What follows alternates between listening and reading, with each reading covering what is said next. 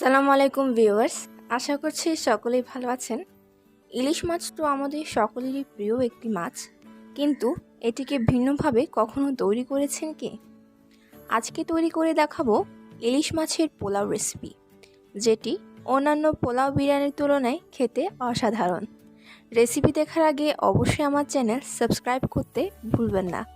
তাহলে চলুন দেরি না করে এবার রেসিপিটা দেখে আসি।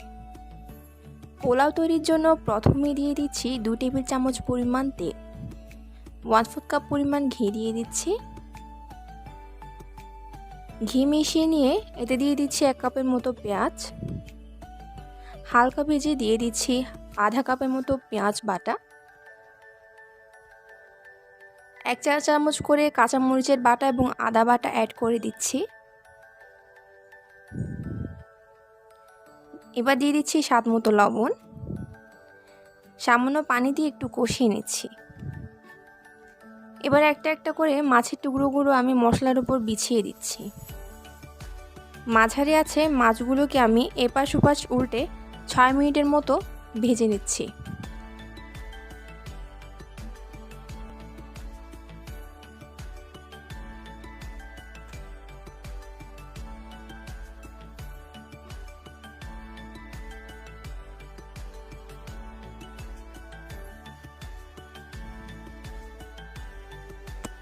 মাছ ভাজা হয়ে গেলে এবার মাছগুলোকে একটি প্লেটে তুলে একটা সাইডে রেখে দিচ্ছি।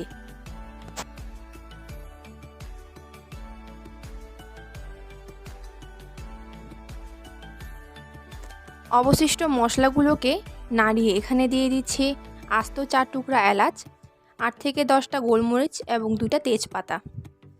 এগুলোকে হালকা পানি দিয়ে আমি কষিয়ে নিচ্ছি একটু।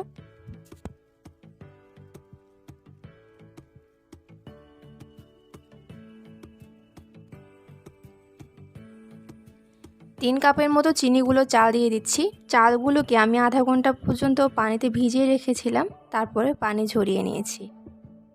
এবার মশলাগুলোর সাথে চালগুলো ভালো করে মিশিয়ে নিচ্ছি, যতক্ষণ না একটা ভাজা ভাজা আওয়াজ শোনা যাচ্ছে।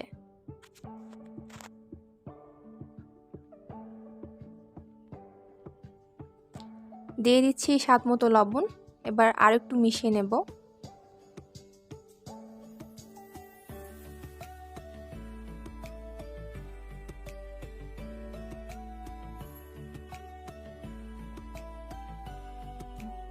এখানে 3.5 কাপের মতো গরম পানি এবং 1 কাপ দুধ দিয়ে মিশিয়ে নিচ্ছি।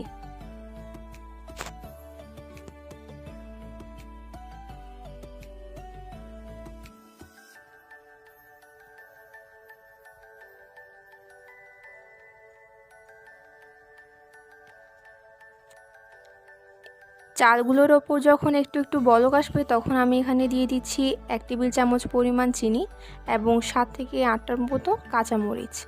এখন সব কিছুকে আমি মিশিয়ে নিয়ে মিডিয়াম লো আঁচে দমে রেখে দিব 10 মিনিটের মতো। 10 মিনিট পর একটা কাঠির সাহায্যে আমি ভাতগুলোকে ওপর থেকে নিচ পর্যন্ত একটু নাড়িয়ে নিচ্ছি। ওপর থেকে কিছুটা ভাত আমি একটা প্লেটে নিয়ে সাইডে রেখে দিচ্ছি এবং অবশিষ্ট ভাতগুলোর উপরে আমি একটা একটা করে মাছগুলোকে বিছিয়ে দিচ্ছি।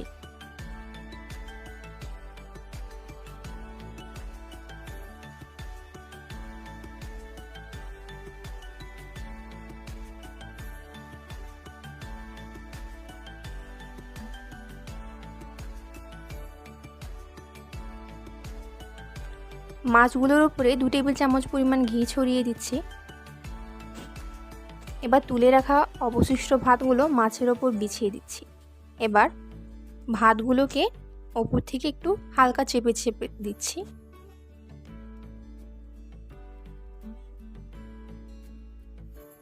ওপরে সামান্য ঘি এবং বেরেস্তা ছড়িয়ে আমি ভাতগুলোকে প্রায় 20 থেকে 25 মিনিটের মতো দমে রেখে তৈরি করে নেব।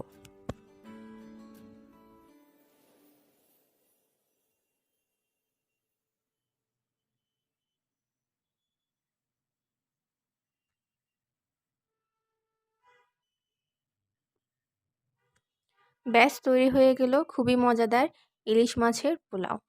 বাসায় এই পোলাওটা অবশ্যই কিন্তু রান্না করবেন এবং আমাকে কমেন্ট করে জানাতে ভুলবেন না। রেসিপিটি ভালো লাগলে অবশ্যই আমার চ্যানেল সাবস্ক্রাইব করে পাশে থাকবেন। আজকে এখানেই বিদায় নিচ্ছি। সকলে ভালো থাকবেন, সুস্থ থাকবেন। আল্লাহ হাফেজ।